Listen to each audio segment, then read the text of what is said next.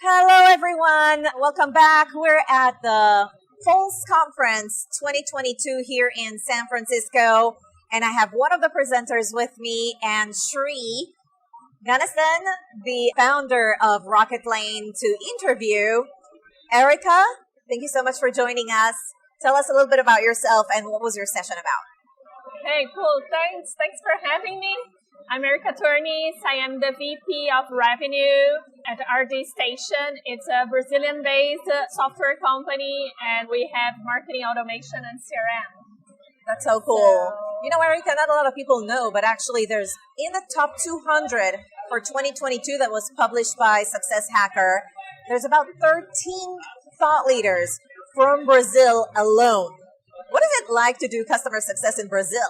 Yeah, that's true. We have a very great community of CS leaders in Brazil, and as a profession, as a career, it has been growing tremendously. We have a large startup community. There has been a lot of investment in Brazil, a lot of SaaS companies, and with that, the CS practice has been just growing over the last 5 years. That's awesome. And you had your team for about 7 or 8 years now? So in this company, I've been at RD Station for 4 years. So before that, I worked for 3 years at Intuit and 10 years for Microsoft before that. Wow. So at RD Station, I joined as a CS leader. I was the CS leader for 3 years. And then since the beginning of this year, I also got the sales team. So I run from pre-sales. I typically say I run from pre-sales to customers through life. Wow. Congratulations. That's quite an accomplishment.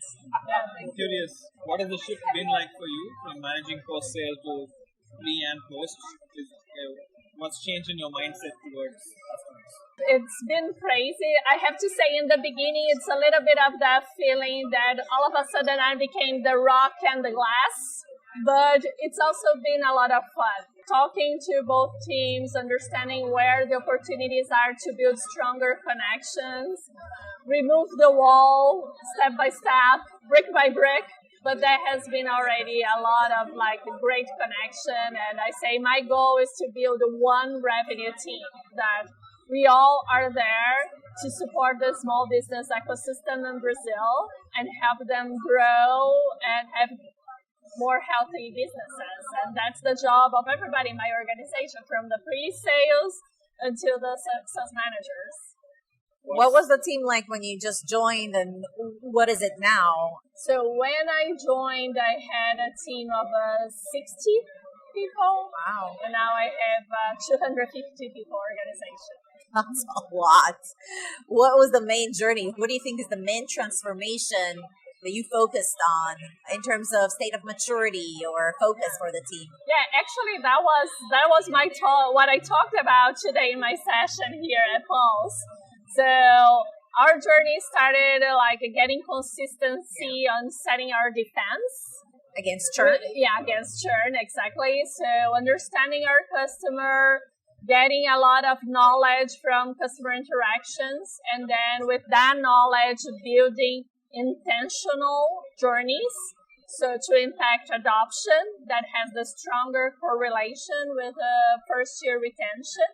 And once we had that well established, then we started looking at how we can leverage our CS organization to drive revenue growth, all as a consequence of delivering higher success to our customers. Okay, right? so I want to double click because you said that adoption led for less retention, the adoption of the product.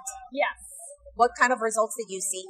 In 1 year, so we did this as a very large effort, and so it was not only the CS team job. So we set this as a company priority. We partnered with the product team. The product team had a squad to have interactions within the product to help the customer in their adoption journey. So through all that effort and combine it with multiple players in the company, we were able to almost double our adoption rate in 1 year. Double.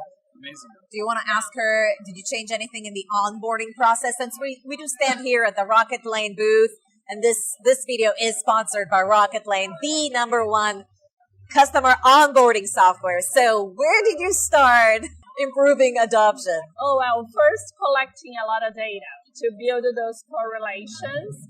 So in our case, through analyzing data, we identified that customers that had the very significant, stronger retention were the customers that had metrics that led us to understand that they had inserted our solution in their marketing routine. It was all about recurrency. So if customers did for 2 months in a row a certain action, for 2 months in a row another action, set up workflows. So because once they have workflows set up, it means it is recurrently happening. They had very high retention rates. Wow. So we built a metric that translated all those components, and we set them targets to that metric to our CS team. That's super smart, yeah. I've often seen companies say, hey, if I know my customer does this action n number of times, like they executed 5 campaigns within the first 4 weeks, then they're going to be successful. So once you figure out that metric, what is it that you change to ensure more customers get to that point? As I said, it took a village. It was working since like setting up the better SLAs with sales. So we get customers with the right ICP. We had the right expectations Ideal set customer with profile. customers. Yeah. Yes. And then we had with the product team, we inserted like some experiences in the product to help incentivize the customers and for the customers to understand. And in the service side, we built a stronger process between implementation and CS, because implementation is with the customer in those first couple of months, but then CS comes after, and the adoption journey is 6 months. So we had to do very good handover between those teams and really be a continuation to get that recurrency going.